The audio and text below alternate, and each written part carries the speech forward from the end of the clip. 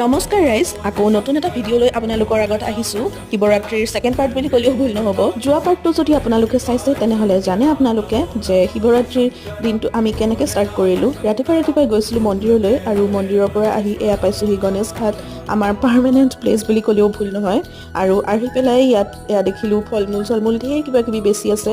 গতিকে আমি গোটেইকেইটাই মিলি ফল মূল খালোঁ আৰু লগতে দেখাইও দিছোঁ কি কি ষ্টল লাগি আছিল। আৰু এই ষ্টল কেইখন ইয়াত পাৰ্মানেণ্টেই হয়। শিৱৰাত্ৰি বুলি এক্সট্ৰাকে লাগিছে তেনেকুৱা কোনো কথা নাই, একেখন থাকেই ইয়াত। গতিকে আমি প্ৰায়ে খাওঁৱেই আৰু কালিও আহি আমাৰ ব্ৰতটো আছিল যেতিয়া ফল মূল খাবলৈ ভালেই হ'ল। আৰু এইফালে চাব পাৰে আপোনালোকে, দেখাতে ইমান ধুনীয়া লাগিছে, খাওঁ লাগিছে নে নাই বাৰু কওকচোন। বগৰী আৰু মধুৰিআম একেলগে কাটি দিছে।